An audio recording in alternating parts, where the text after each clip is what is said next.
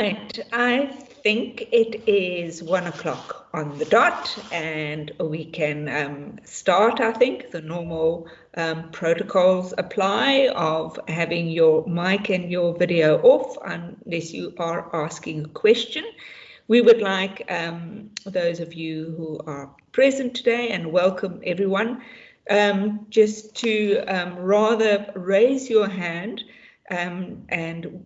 rather than post a question in the chat, so that we can have some dialogue. But let me immediately start by welcoming Professor Edward Kirumira. We're very privileged, and we have evoked a great deal of jealousy of having you affiliated to our department, given your impressive academic background. Professor Kirumira has just been appointed as extraordinary professor in our department. He was a little worried about the fact that he may end up with a whole heap of supervision. I assured him, no, we just really need his knowledge and having him sort of link into some of our programs.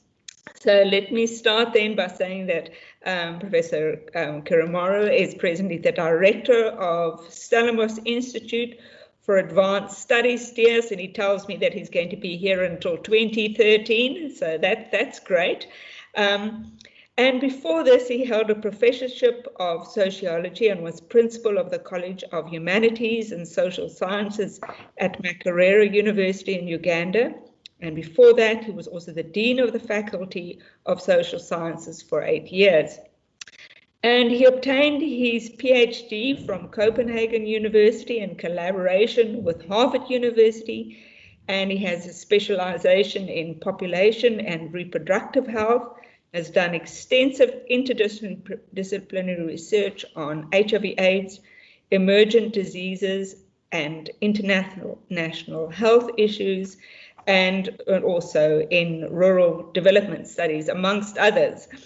And he's published widely in international scholarly journals, and included among many prestigious national and international appointments. Professor Kirumira is a member of the Partnership Committee for HIV/AIDS, Malaria and TB National Response of the Uganda AIDS Commission, a fellow and immediate past treasurer and council member of the Ugandan National Academy of Sciences, and chairperson of the Academy's Forum on Health and Nutrition and the Forum on Prevention of Violence Against Children. He chairs the Program Development and Resource Mobilization Committee of the Uganda Central Coordinating Mechanism for the Global Fund for HIV/AIDS, TB and Malaria Country Program for several years, and since August 2017 is the chairperson of the board of the Uganda Central Coordinating Mechanism for the Global Fund for HIV/AIDS, TB and Malaria. He's also carried out consultancies and technical assistance in program development and project design management and evaluation in many countries, including South Africa, where he contributed to the development of the government's AIDS program, as well as the United States, Mexico, Denmark, and the United Kingdom. So these are just some of the broad networks that he's been involved in. He's also been part of several technical teams on behalf of the World Health Organization and Global Program on AIDS, the United Nations AIDS Program, the United Nations Development Program, the UN Population Fund, the Danish International Development Agency. Where do you find time to serve on all these committees? The Swedish government, the Norwegian government, and the US National Academies of Sciences, and the Ugandan government. He is also, for us, as we would know, a founder, member, and chair of the Partnership for Africa's Next Generation of Academics, Pangea, and a member of several research networks in Africa, including Codestria, Austria, and Africa Research Net, as well as networks in Europe, North America, and Asia. Edward, we are very privileged to have you not only here with us today I see most of our department members are here today, and we really look forward to listening to your presentation and learning more about your work. Thank you. Over to you. I will put off my video and only put it on when necessary. Okay. Well, thank you very much, Lindy, and thank you for a very humbling introduction. I think the challenge always is when an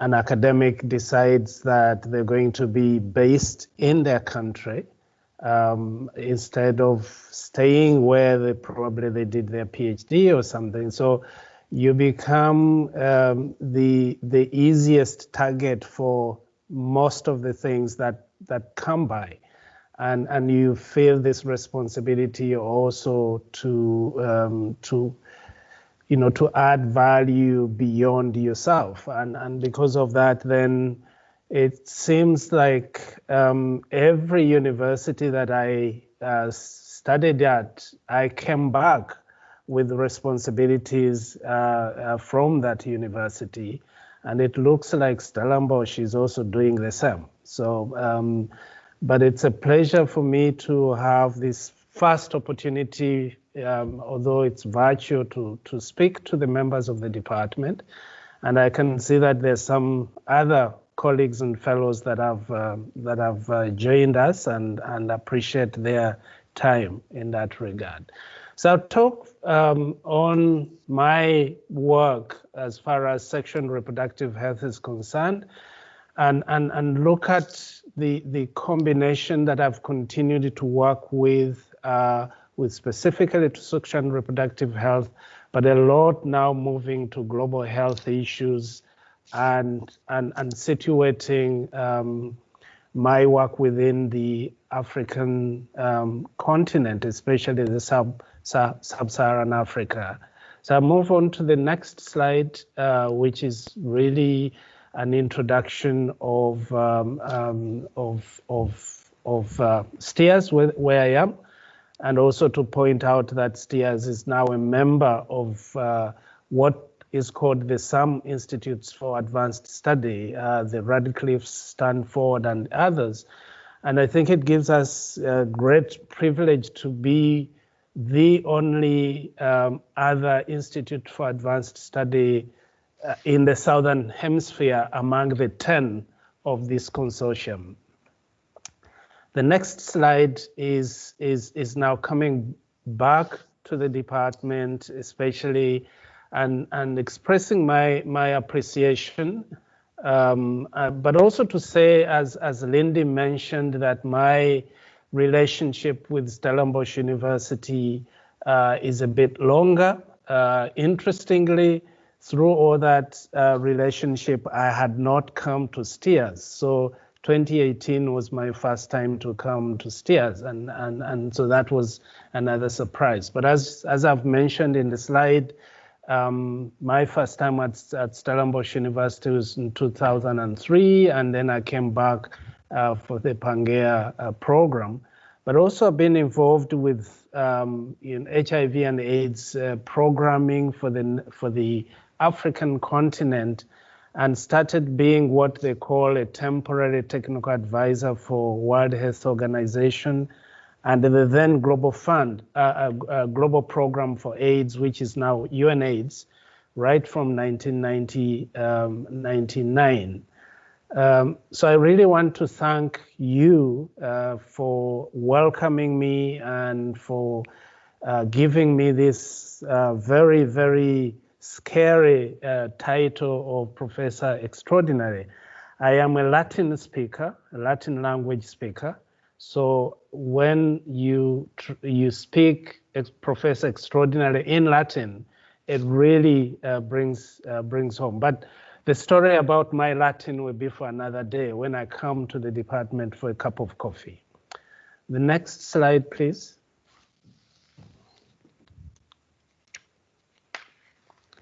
If I may have the next slide.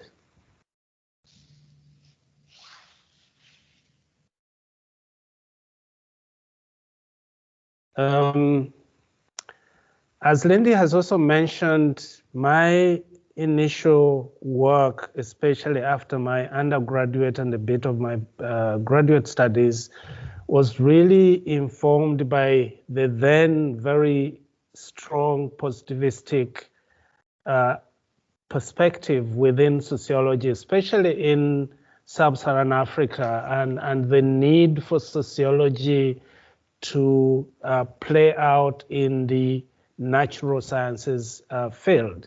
So I remember that my professor at that time used to say, every event, everything that happens has an individual true value.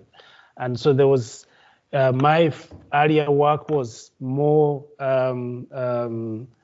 into the demography part, and then eventually moving to a more, so if I may say, it's my time at the London School of Hygiene and Tropical Medicine and at Harvard that moved me more into the international population and international health, and began to address issues from a more socio-cultural context in that regard. So really more, as I said in my abstract, putting observation and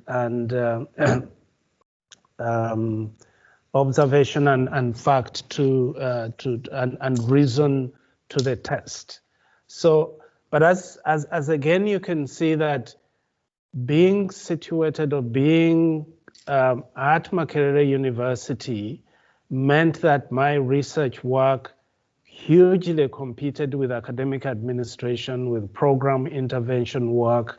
And I remember that when I came back at Makerere, in Makerere in 1996 after my PhD, it was only 3 months later, I was asked to be the associate dean and eventually the head of Department of Sociology and Anthropology. So I've had to work with that academic administration alongside my sort of academic work. And always I went back to the Latin phrase of quod est et iste cur non ego. If somebody else can do it, why can't you do it? And when I played that, it was very difficult for me to say, no, I need to do my work and then somebody else do the academic work. But so far, I think it worked well, and I've been able to have some kind of cross-pollination from both the research component, academic work, and the academic administration in that regard. So may I now go to the third, to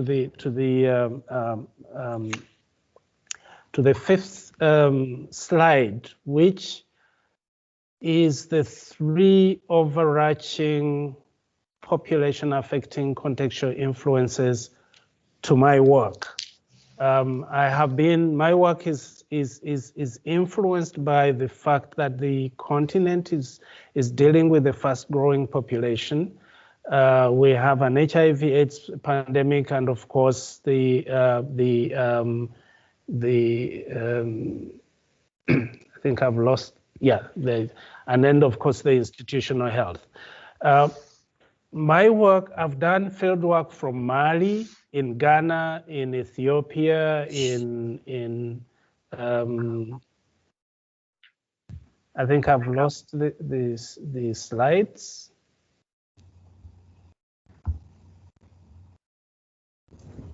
Can I have the slides back, please?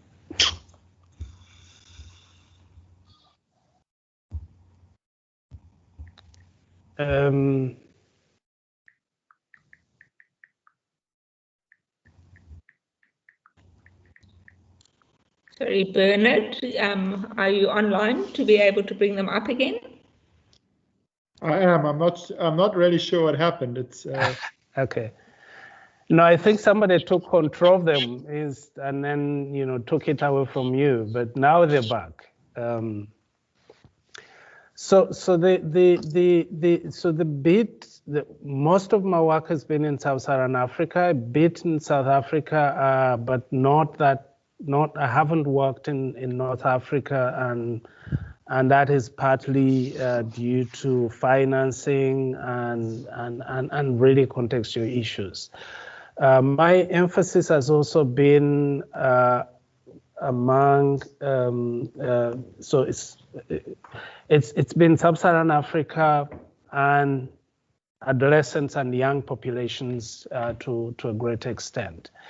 But as I said in the note there, that this all presents an array of theoretical and conceptual standpoints, and so increasingly one has had to work through. By the time I started my work, the demographic transition theory was very huge in sociology departments, and so we've worked towards the more social network theorizing of most of the work that we're doing now. So if I can now take each one of these and see and talk to the work that is going on within each of this work, starting from the population, the fast growing population. And the question for me, as I did work in sexual and reproductive health, and also looked at socio-cultural contexts within which the population dynamics were happening, was a question of whether this presented a demographic dividend, as the political and economic arguments were holding, that in increased numbers there was an advantage for the economic growth of the population.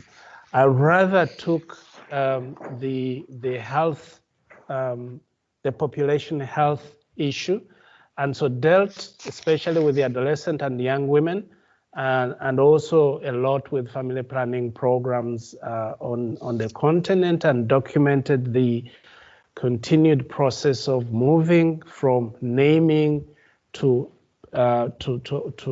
structuring and finding this whole aspect that moved family planning programs from family planning association to reproductive health associations.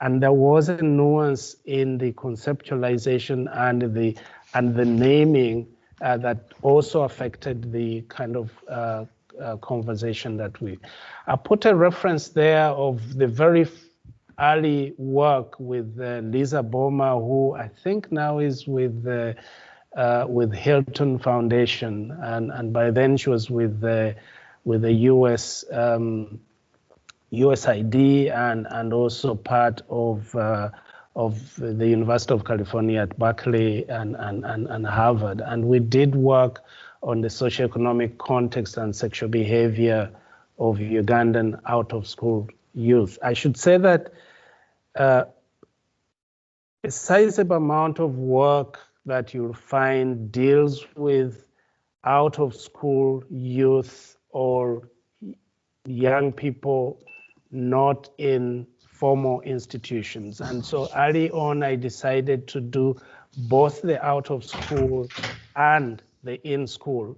And the second reference that I give there refers to a study that it was a cross-country study in Zimbabwe, Uganda, and Tanzania, looking at young people within schools and asking the question, what has happened in our schools as far as preparation and the actual dynamics of sexual and reproductive health and health-seeking behavior was concerned. I've been hugely interested in familial relationships, knowing that especially within the Eastern African setting and quite a lot of Sub-Saharan Africa, families and communities are key, are loci for shaping, constructing, responding, and reacting to reproductive,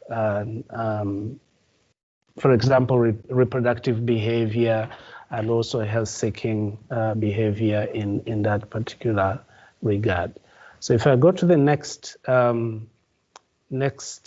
slide, the second part of my work has dealt with HIV and AIDS pandemic, and this almost took over the sexual and reproductive health work that I was doing, and because from the late 80s, especially from the 90s, you could only get funding for research if you put a word HIV and AIDS, and I'm sure that this happened to a lot of scholars, which actually was a very big problem. Because in the early 2000s, I was head of department, and at one time I was afraid that the Department of Sociology and Anthropology was going to become a department of HIV and AIDS, because everybody was doing HIV and AIDS, whether you are in urban sociology, rural sociology, any of the sociologies. So it was a very strong fight to keep the sort of more theoretical, conceptual grounding, but at the same time respond to the phenomenon, to the pandemic that was happening at that time. So 3 areas that then I concentrated on was the national and community response, and setting the stage for this was my 1992 paper where I argued for a rethink of AIDS control policies and programming. And the second bit was the sociology of antiretroviral therapy and the whole area of sociology of medicine.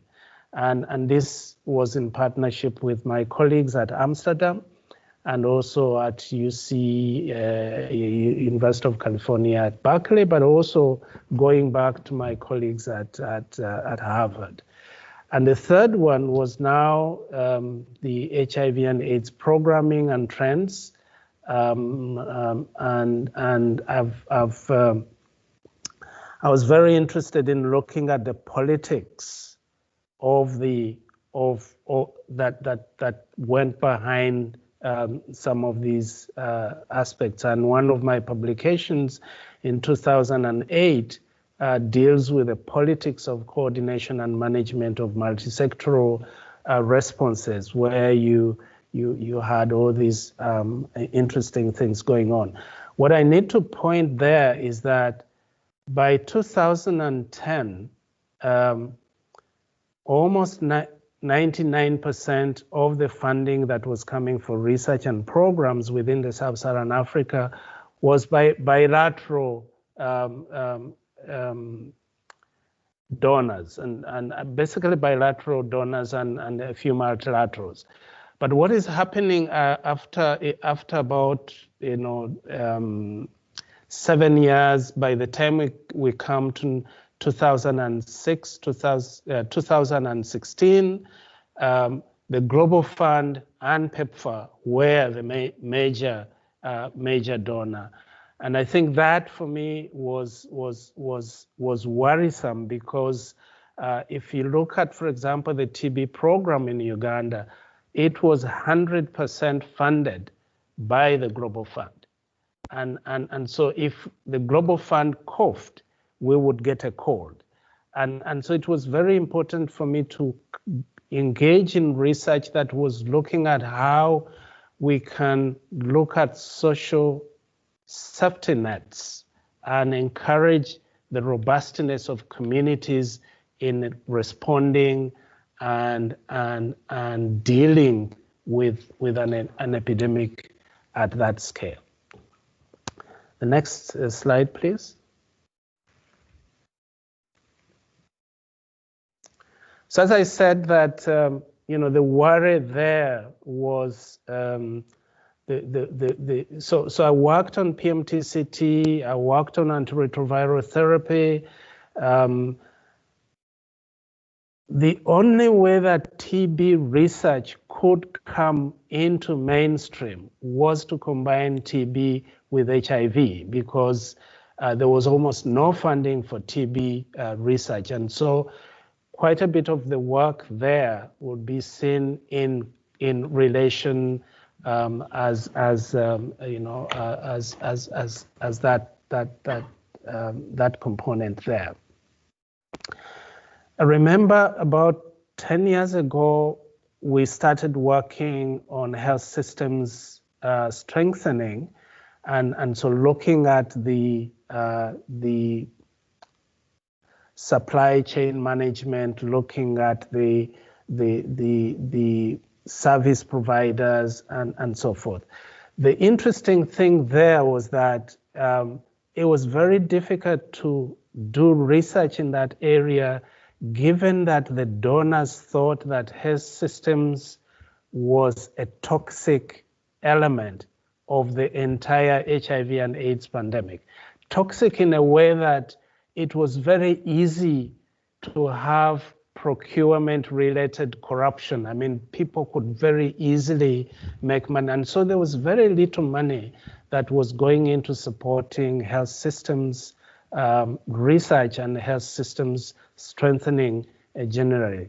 But I think it's an area that is very, very important, even when we reflect now on the pandemic that is currently running. You find that the preparedness is an issue in understanding even the treatment of a disease in that respect. So that's why I put the note that so the whole process of reimagining discourse, idea, power, and it becomes a real nimble-footed treatise in that particular respect. Next slide, please.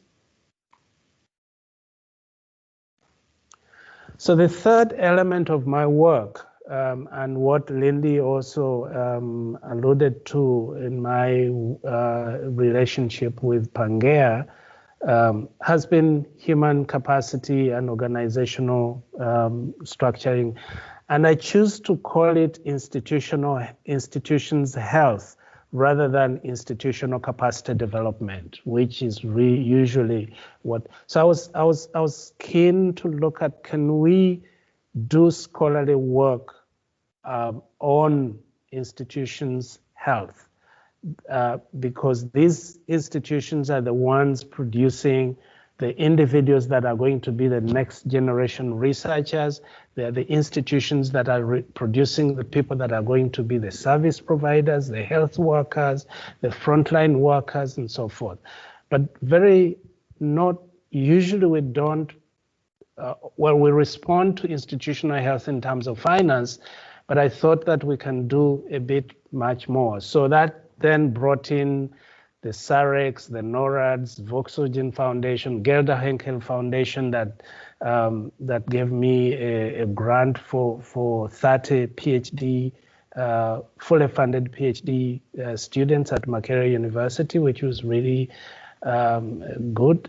And Andrew Mellon Foundation came in later in my work in this regard, but also came in very interestingly to now have a combination of Makerere, Ghana, Cairo, and Beirut. And so that in itself was kind of building a community of researchers that would then address issues in this regard. And so I have also extensively worked with networks and financing, and by the time I left Makerere University,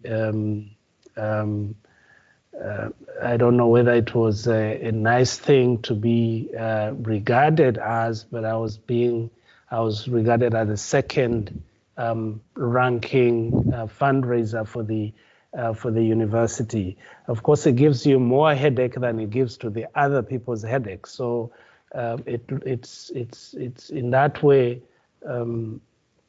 But at the same time, I think that I've been fortunate to be able to source funding to do work that I have been interested in, but also has had an institutional health perspective in that respect.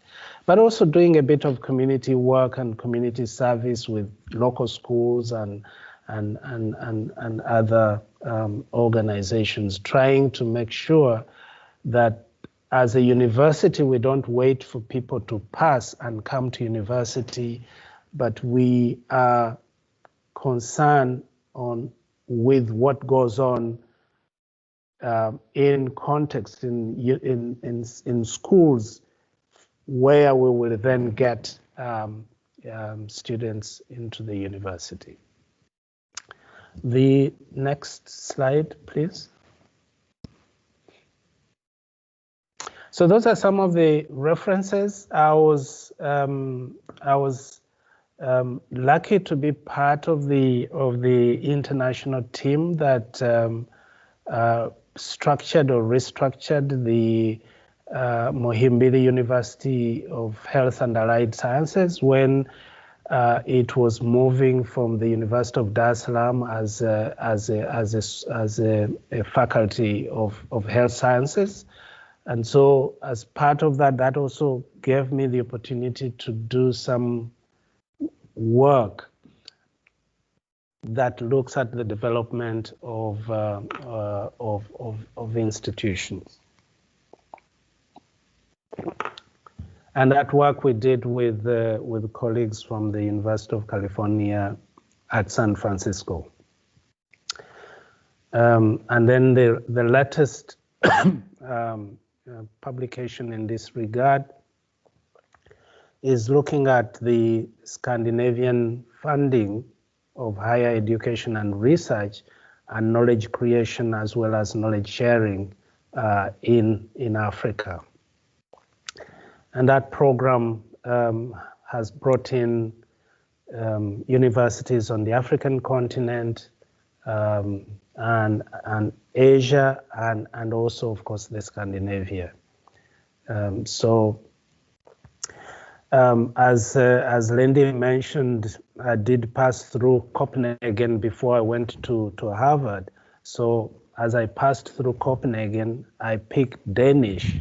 And so that has also come in handy in my relationship of sourcing research and institutional funding for knowledge sharing, transforming societies in Africa. Next slide, please. So what is the thread in all this? And this now goes back to the title of my presentation, as well as what I've written in the abstract, that it's not necessarily from sexual and reproductive health to global health, but it is working within that gambit of sexual and reproductive health in a global health, in a local and global health context. And so context for me has continued to be a very big thing. Politics. When I started my work, there was no word called politics. By the time I became the chair of the Global Fund, politics was a huge thing. And now, of course, with the COVID-19 pandemic, we see that politics and expedience are becoming a very, very big thing, and it's something that we need to reflect on. But the socio-cultural construction and perceived safety nets, I think, are going to be important in the kind of work that I'm doing, informing the conversations in there. So it all calls for agility in conversation, in argument, in discourse, and it also points to a complex process of indexing transformation, now referring back to the umbrella within which these 2021 seminar series are contained, and therefore putting observation and reason to test.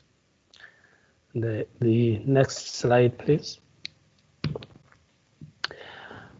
So the question I'm asked and sometimes a lot by the fellows here at STEERS, is whether I still do research now. And so I put there two areas that I'm now currently concerned with, and that is the area of changing sexual and reproductive health behavior and outcomes among young people, and taking advantage of the work that I started way back in 2000, actually in last part of 1990s, into now, to see whether they are changing patterns and changing aspects to sexual and reproductive health of young people that then, proposes a difference of argument or a convergence of arguments in that particular regard.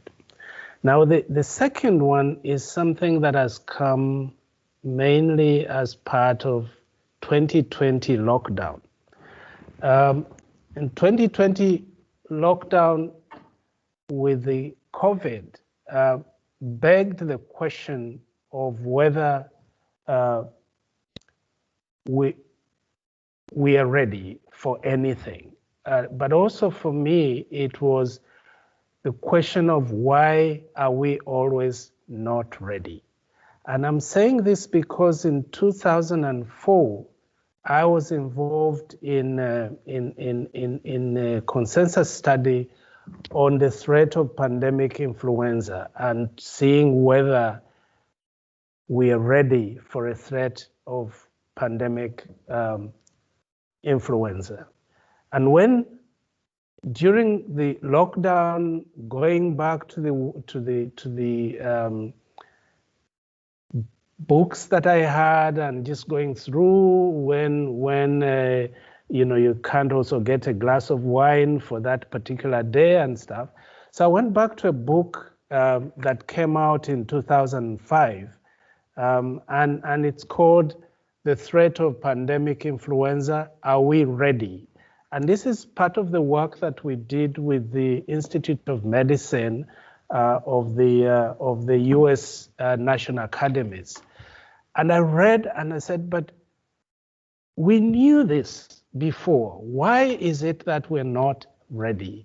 And so I want to put together work that we did then, track it and trace it through the work that I've done to the present, and ask the question, why are we always not ready, and what do we need to be ready?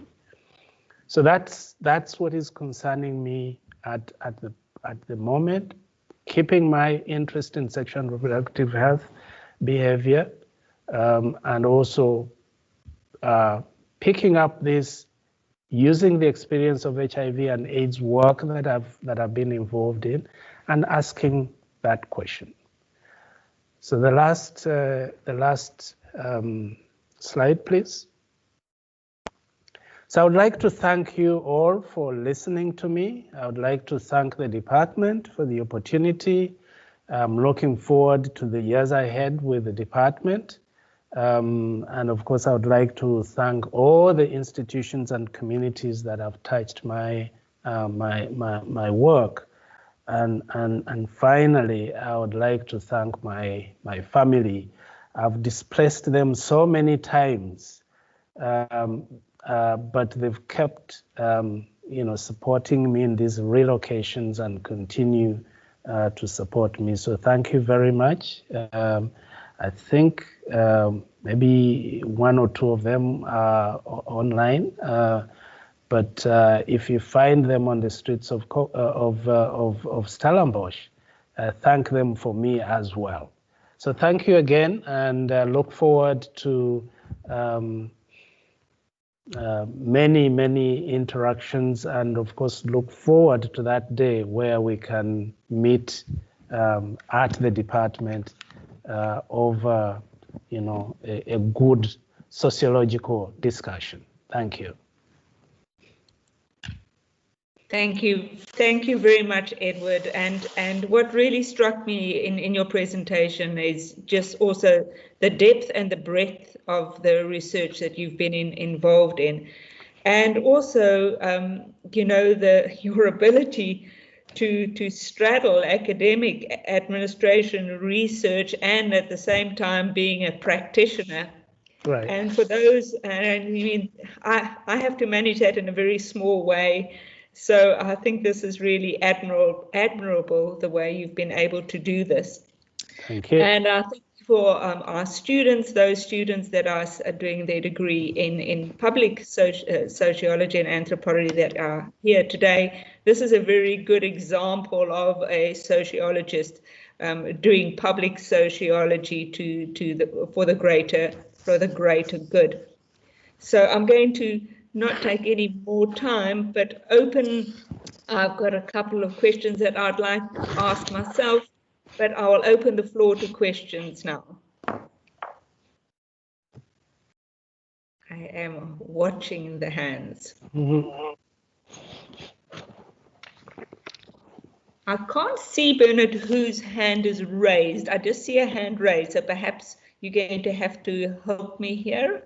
Simon Becker. All right, Simon, over to you. I don't know why I can't see whose hand is raised. It's really odd. Thank you, Lindy. Edward knows that I try and come in right in the beginning and ask a question. Edward, thank you very much for that. My question is based more on the little experience I have in sub-Saharan Africa. And I'd like to ask a question about urbanization, the very rapid urbanization taking place in many cities in sub-Saharan Africa, and whether this has been one of the factors in your research that has affected the behavior, the sexual and reproductive behavior of young people. I mean, just to give an example to everyone, I mean, if one takes Luanda in Angola, the population of Luanda in 1985 was 1 million. And 40 years later, it is 8.5 million.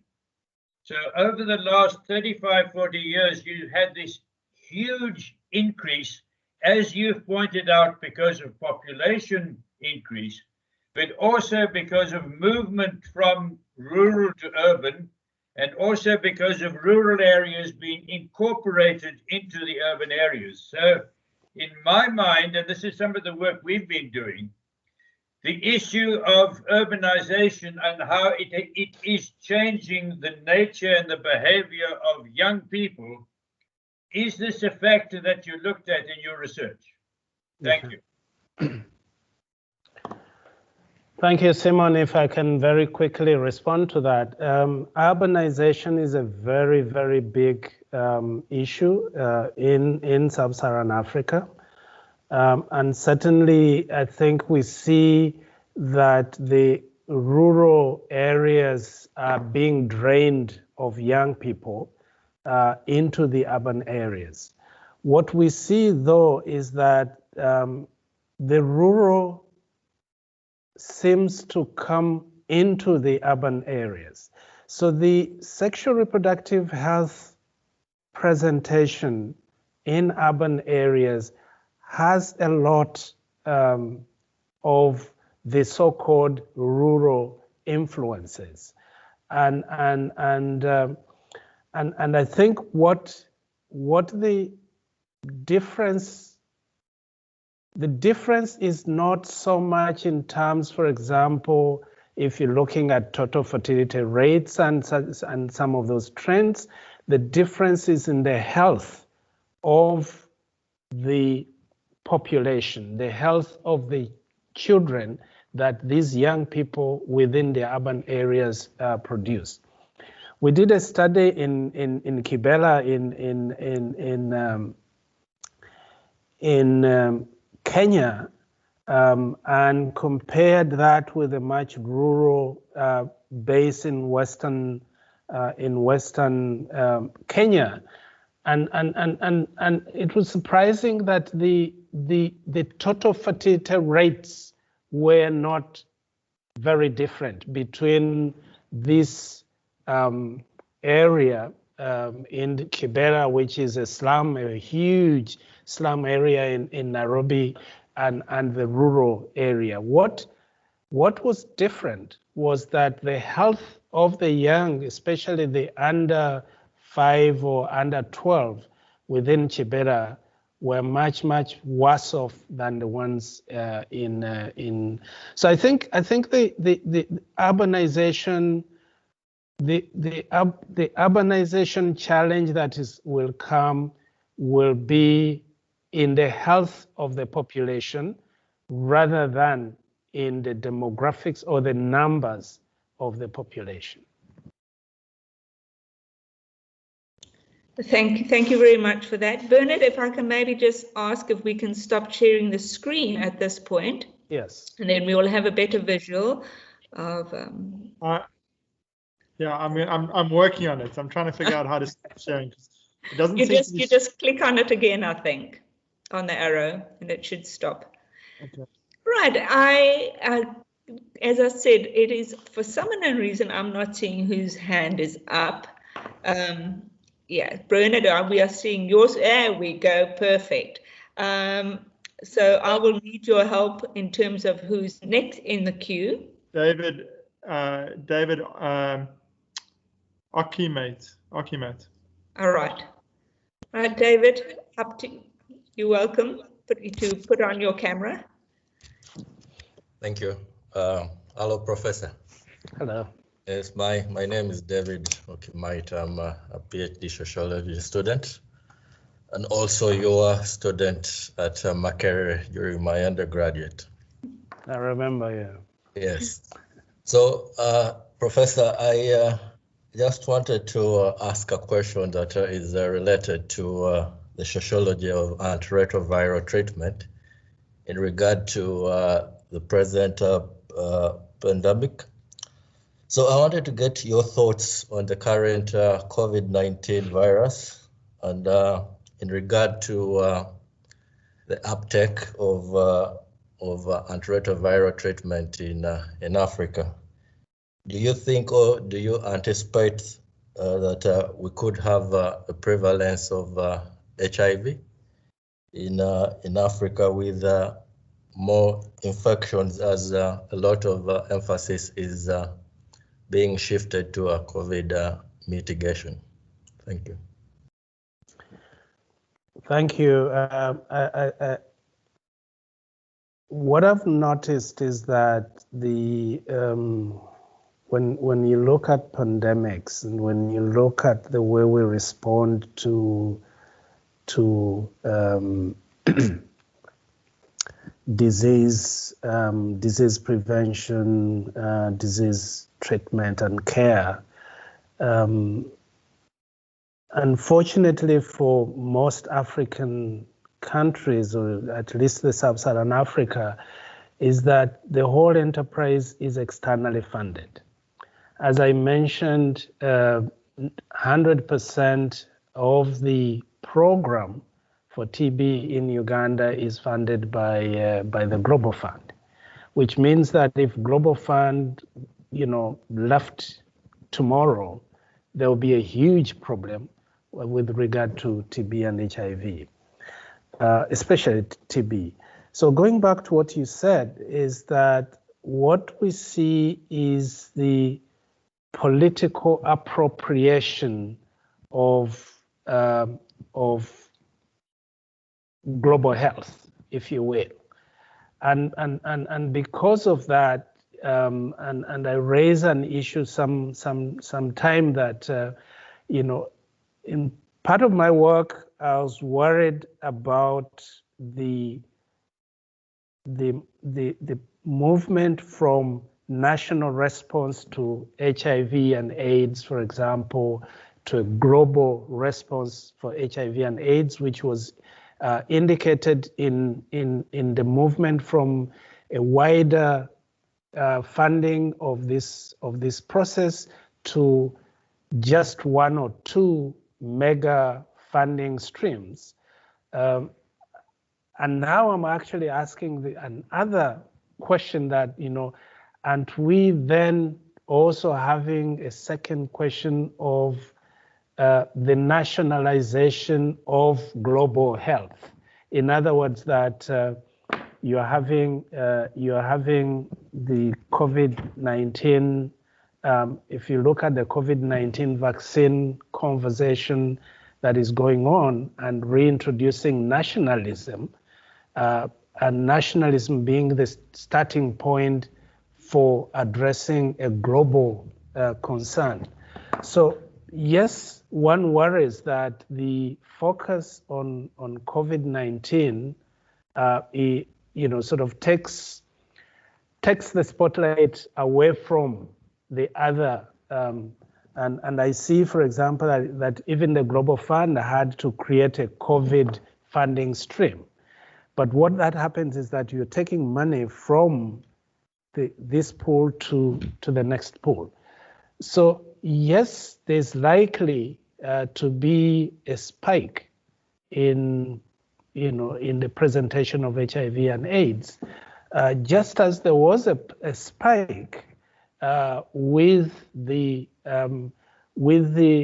introduction of antiretroviral therapy in countries where it wasn't followed with a rigorous health education component. And so people thought, oh, now if I have an antiretroviral, if I'm hooked onto ART, I'm good to go. And we saw a spike in the declining sexual and reproductive health behavior, and also in terms of health-seeking behavior. So there is that worry, yes. But now that we know the worry, the question is how can we address this? And I think what we haven't worked so much into our work is the influence of the media, and it's something that needs to be addressed. Thank you very much for that. I don't know if there's any other hands up. As I said, for some unknown reason, I can't see the hands. Stephen. Bernard? All right, Stephen, please go ahead and do put on your visual.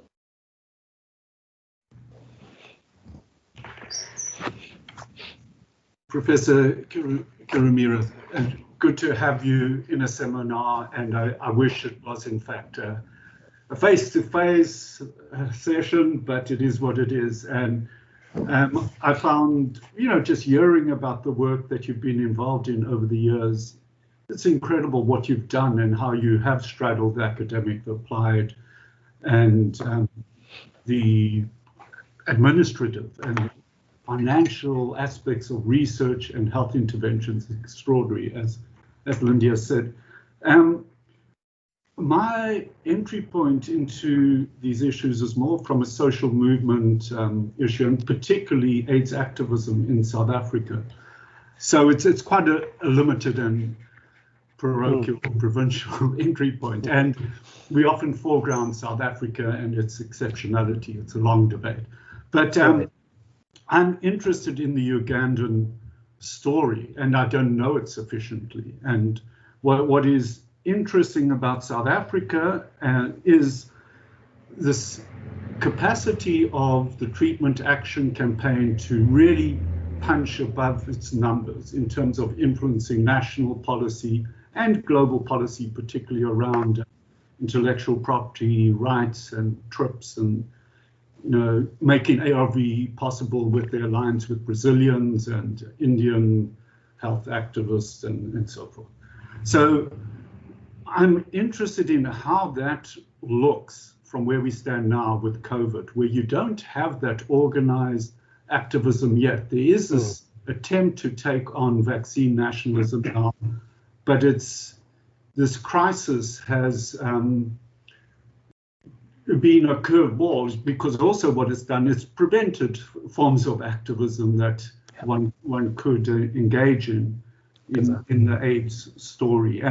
But I'm interested in what comes out of the AIDS activist story globally, but Uganda would be interesting because it also had quite a strong civil society intervention, but financially dependent on on big donors and Global Fund and all the rest. So what limits were there to a kind of more community-based shaping of the health response? And I've been interested in these at a conceptual level, these ideas around health citizenship, biological citizenship, that all came out of people working and thinking about AIDS, where suddenly you could make a claim on the state by virtue of your bodily infliction, so, it created all sorts of possibilities for our safety nets, our welfare system and so on.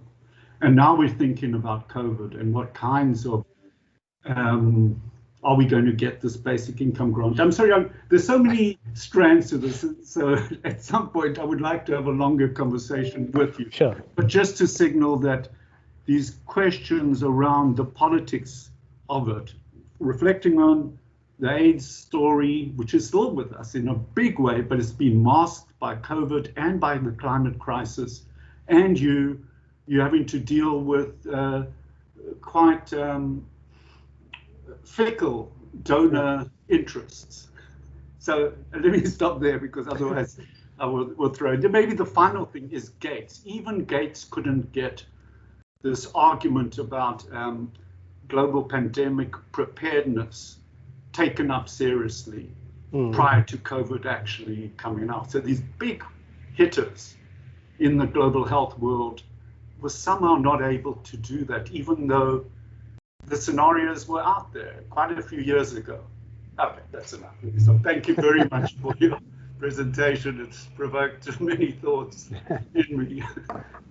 No, thank you, thank you, Stephen. And certainly this is a huge area. But if I may just quickly respond to some of the issues that you've raised. Of course, we've had those debates on social movements, on civil society, and I think the whole area of health citizenship. What happened with HIV and AIDS, a few things happened with HIV and AIDS. That was the time that you're having liberation movement-based governments coming in. If you see Uganda, it was 1986 that the national resistance movement was coming in. South Africa, you were just going through the transition 1994-95. So the governments, the states, felt responsible towards their citizens to an extent that they actually sought the support. They wanted to look like they were serving or interested in that. And so, for example, in Uganda, what happened was that the government adopted an open policy. So anybody could talk about HIV/AIDS. It became a household problem or a household disease.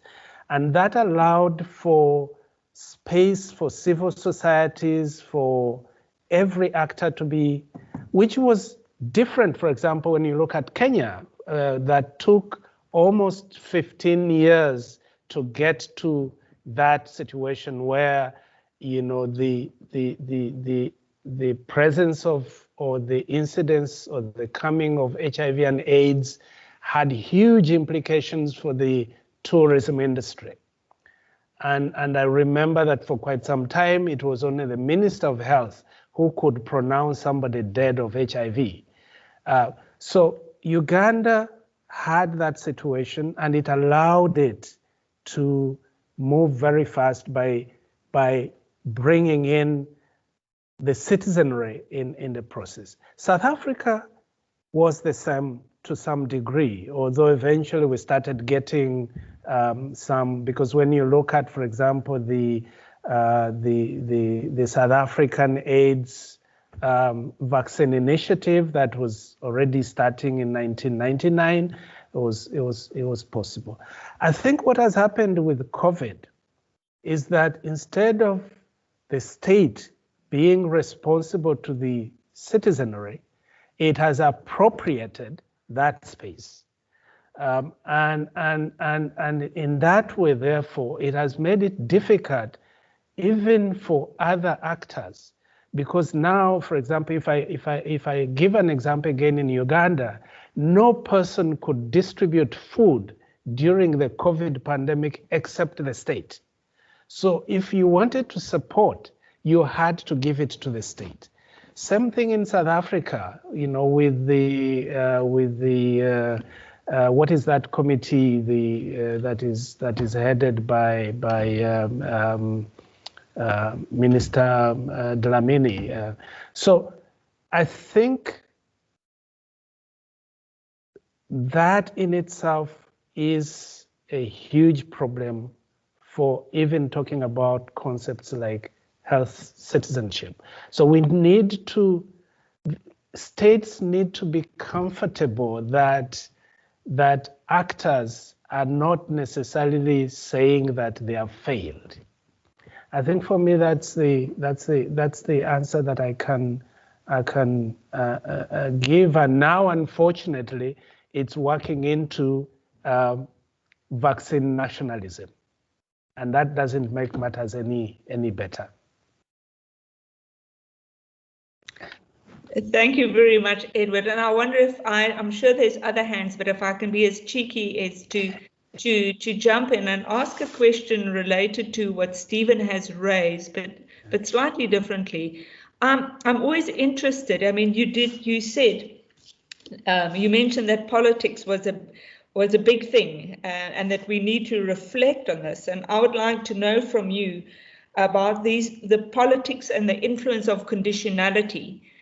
To what extent has this really influenced how funding has been allocated, what issues you could focus on, and for what end purpose, should I say? That's a one question. And then if you have time, I didn't hear you say much about the sort of stigma, the continuing, where the stigma has decreased as it becomes a more a chronic disease that can be managed, rather than one that is going to issue a death sentence, whether people are speaking about this more openly or not.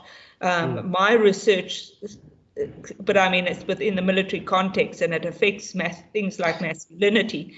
It's still not something that is really that openly discussed. So I'd like your brief input on that. Sorry, Bernard, if I've jumped the queue, but you know, that's the privilege of a chair. Thanks.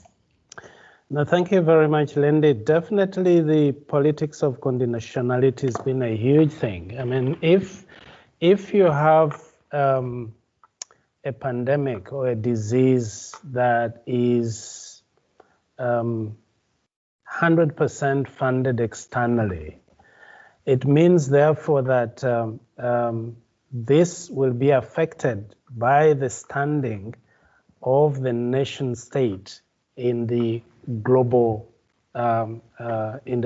context. And if you look at, for example, Global Fund or PEPFAR for that matter, Global Fund will define which qualifying countries, and it will also rank them, and you have these tiers. And so if you are in this particular tier, then you cannot access certain funds. And what that has happened, what that has done is that then it's more or less like saying don't economically grow, because if you economically grow, then you no longer qualify for this funding stream. And in my paper that in my publication that I've indicated on the politics of AIDS control mechanism. So I think there are two things there. There's the conditionality, bilateral or multilateral, but there is also the question of coordination.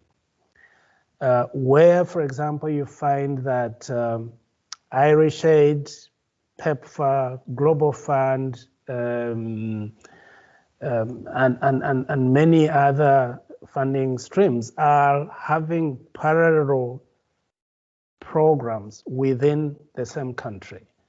And so statistics collected by the Global Fund are different from the statistics collected by the PEPFAR. And if you don't have a strong national statistical bureau, for example, a very strong national health ministry, it's even difficult. Aside from the conditionality, it's even difficult to get data on where you are in any of these things. But so I think, unfortunately, this is playing out even more, where you're finding that research entities within nation governments in Europe especially are being absorbed into the ministries of foreign affairs. So if you look at SIDA, if you look at NORAD, you look at DANIDA and a number of such organizations in Germany, they're being now put into the Ministry of Foreign Affairs, which means, therefore, that funding will have to be in line with those national foreign policy frameworks. So that's really, I think that's really a problem.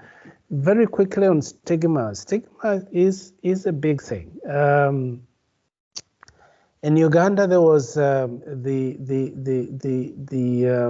people living with HIV and AIDS is a very, very strong lobby. And they've been running stigma index surveys for the last 25 years now. So there is quite a bit of data that is following stigma as it unfolds. I think there is an opportunity to mine some of those data sets and see how we can do that. But it's still I think a big issue, and I see this playing out also with COVID-19. That when somebody says they've had COVID, even if they have recovered, they stay COVID for quite a long time, and that's, I think, a big problem.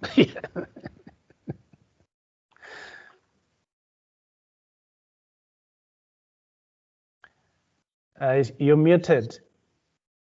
Sorry, I was going to say thank you very much for those responses. And we've got two more questions, one from Professor Cheryl Walker and then from Dr. Efwa Pra. So we'll take it in that order. Thank you. Thank you. And from our side as well, welcome to the department. And I'm also looking forward to an opportunity to meet in person and continue some of these discussions. So my question relates to your earlier comment about the way in which historically HIV in that process sort of squeezed out other interesting issues, and Stephen also sort of touched on this, and it really relates then to the context now around COVID, but also climate change, which Stephen also just referenced. I mean, how does one respond to crises that are pressing and urgent and demanding attention and the marshalling of resources? How does one do that while also keeping other research agendas that are also dealing with really important matters going? And I'm just wondering what your thoughts are on that, having negotiated and struggled with it yourself, and what we might learn from that experience in the way in which we also, are trying to juggle competing demands almost on our attention at this point. Thank you. Sharia, that is a very difficult question. I think this brings to attention my third of the three interest points that I mentioned, and that is the institutional health. And the challenge there is the extent to which research institutions or academic institutions are trusted enough by their members for the members to allow a certain percentage of easily accessible funding to be reserved for core funding of research institutions. And I think it goes back to the trust issue, because what I've seen in the various institutions that I've worked with, where it's been tried we tried it in my faculty of social sciences and said, okay, we can get money for HIV and AIDS. We could actually also get money for urban sociology, interestingly. And we said, okay, we will be taking this amount of money and putting it in trust, as it were, to allow the core research, or to allow research beyond the flavor of the day, if I may say so. But that depended on how much the faculty trusted the leaderships of the institutions. For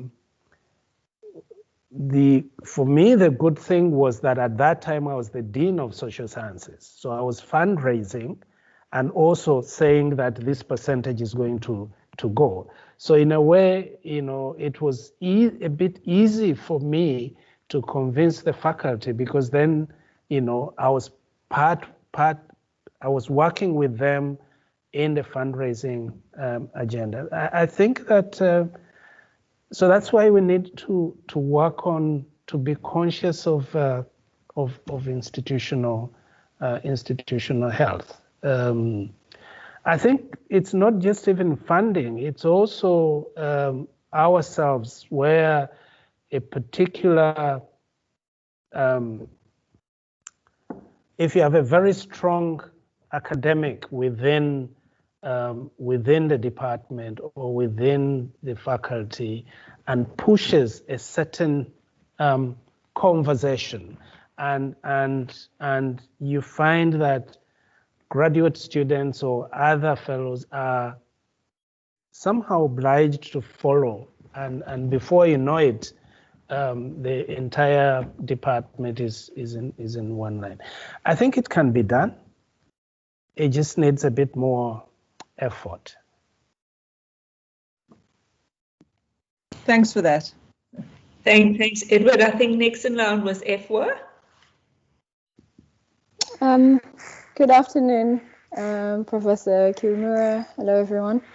My question is hopefully a very brief question. I just was curious to hear more about your thoughts around the upwelling of community action networks during this pandemic, and to I'm just trying to understand, because it's something that I'm trying to pick through, is why the state felt, so in my experience of the community action networks, certainly in the chapter where I reside, the state felt very threatened by the community action networks that mobilized around servicing the needs of the most vulnerable within the community, and that included the people who are occupying the pavements along the main road.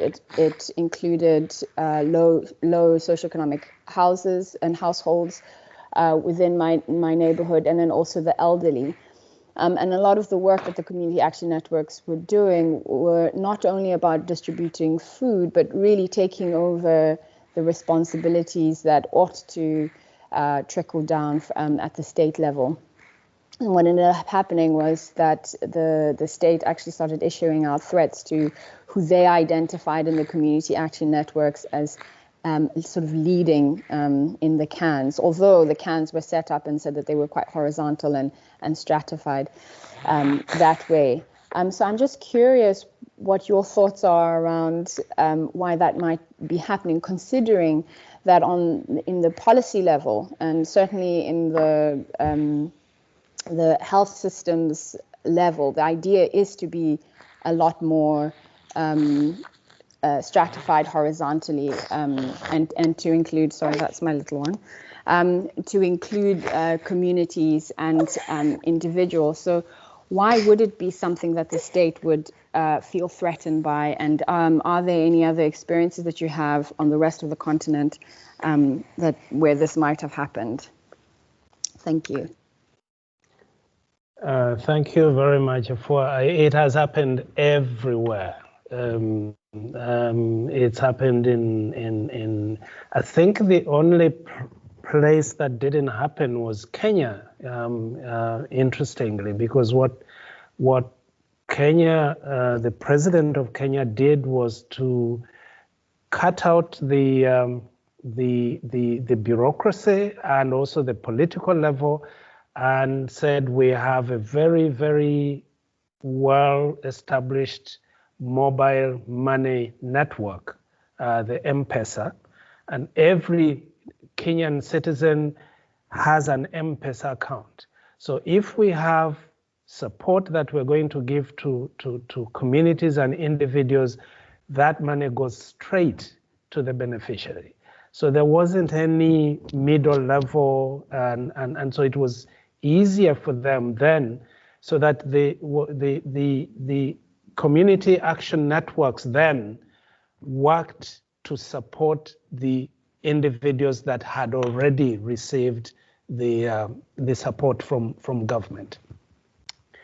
Now, what has happened, which was coincidental, but then of course has become unfortunate, is that COVID-19 comes to a continent that was at a time of elections of all sorts of types, either national elections, provincial elections, community elections, and so forth. And so the community action networks presented a threat as political mobilizers. Whether this was real or not, that was the problem. So government could not allow the community action networks to be active for the fear that then there would be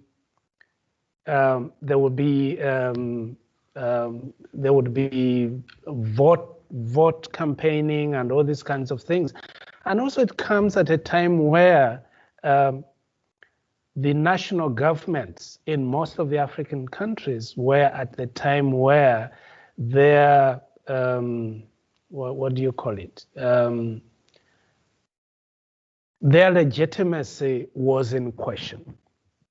So I think these are the things that played out, unfortunately, coming, COVID-19 coming on the back of some of these trends. So you see Tanzania went the opposite, said no COVID-19 here, because they were just something in Burundi that led even to the ex-president dying of COVID, something Uganda, South Africa. So I think that for me seems to be, so the state then appropriated that space, not because it could afford to carry out the responsibilities, but for fear of what could possibly happen if you let the community action networks do their part. So the policies are fine. And I think a lot of African countries do have the best policies. So that's not really a problem. So that's where I go back to what I said, timing, context, politics, expedience coming into play in these issues.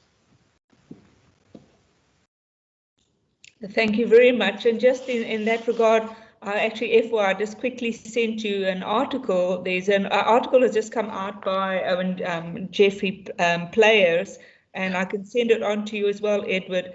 This deals exactly with the kind of challenges that mobilization posed and how it actually has shifted to grassroots mobilization. I lectured my political sociology students, was one of their readings that I've included. Very interesting analysis of and debates around how this has led to an increase in grassroots mobilization and what this has mean in the future, because people are actually now more connected at grassroots level around issues that they weren't as much before. So thank you very much. I think we've got a few more minutes. If you've got the energy to bat a few more, I don't know if there's any hands up. I can see some hands up, but when I click on them, the names for some unknown reason don't pick up. So Bernard, I'm over to your mercy to indicate who has got their hands up. I don't know why I'm not seeing it on my side. Steve, if nobody else has. No other hands?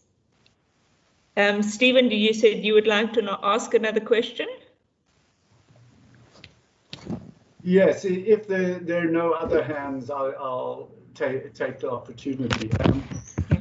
Okay, so, it's about a comment about the media. I think you referred earlier to the influence of the media. There's a very interesting book which it's around. Many people have read it. It's called, it's by Rob Nixon, called Slow Violence and Environmentalism of the Poor. And his idea of slow violence, which is refers to slow dyings, which are low on spectacular suffering, unlike dramatic wars and natural disasters and so forth, which draw attention to the media, to politicians, and it's again quite fickle because quickly something else will happen elsewhere and so on. So this seems to be the case. AIDS got the attention in South Africa and elsewhere in the world for a while. TB was masked by AIDS in a way, or correct, or to some degree hidden, but they found a way of linking because they're so interlinked, HIV and TB. Now COVID threatens to do the same in terms of AIDS, TB, and a whole range of other reasons. And then there's climate crisis. So again, where is the framing of crisis? How do we understand it sociologically? So there's a book by Janet Reutemann called Anti-Crisis. And I'm interested in this because I teach a postgraduate course on seeing and thinking through crisis. So it's a question about, I mean, I've used the concept of slow activism to look at the treatment action campaigns, quite slow, systematic building up of organizational capacity over long periods of time. They are still around. Yes, they've got funding, which has sustained them, but there are all sorts of ways in which they developed a grassroots base in Site B in Khayelitsha already early 2000s and till today. That's 20 odd years. And they've shifted into, they pushed the debate towards TB and you know, not only focusing on AIDS, but seeing intersections there. So this concept of framing of crisis, I think, is something that's quite important. Absolutely. And there's a Vi, I don't know how you pronounce his name, VIGH. He writes about chronic crisis, which is the crises of everyday life that a lot of people in poor neighborhoods all over the world experience. And so they don't experience a spectacular crisis, but this enduring, sustained crisis of everyday life. So what are your thoughts how this gets translated at a global health level, where you know, perhaps there is more of a sense, well, now we're moving from AIDS to something else and there's a consensus around the new crisis, or how do you see that? Thank you. Thank you, Stephen. I think it's you know, sometimes I think that we should just strike crisis from the dictionary, and begin from the position that humanity is a crisis. I mean, whatever year you pass through, when your 20th birthday is coming, or your 50th birthday is coming, it's a crisis, or your 60th. So crisis. I think sociological. I think maybe where we can start is that by sociologically deconstructing or framing crisis in a phenomenological kind of way. It's like the word phenomenon has dropped out of sociology and has been replaced by crisis, so that whatever we get to, we're getting to it as crisis, or we're getting to it as if it is only we who are doing it. So I think that's a responsibility that we can't give to state or politics or something, because we need to inform that. And I think the challenge within the broader global health arena is that global health is very much is increasingly tied into programming, to financing, rather than to phenomenon, rather than to event. And so this is where, for example, Gates couldn't make headway with what, because people look at him from a program philanthropic perspective, and now they're saying, now he's moving from AIDS, now he's going to COVID. So it's very difficult to see beyond that. And I think so, really, if we can spend, and this is one of the things I ended to, that 2004, 2005, I was looking at the threat of pandemic influenza and whether we are ready. This is 2021, and I'm looking at the threat of COVID-19. So we're missing something. We have to de-crisis these situations and be able to say these things happen. There'll be a COVID, there'll be another, I don't know what, and so that is one. The second is that we've got ourselves into the mindset of fixing things. So how do we fix COVID-19? How do we prevent the second wave? Not how do we prepare communities, systems, if COVID were to happen. So I think there has to be a paradigm shift, if you will. And that again, I bring it back to you, Stephen. It's right in our court, and it's something that we need to address. The problem is going to be getting funding for that kind of what they would call basic research.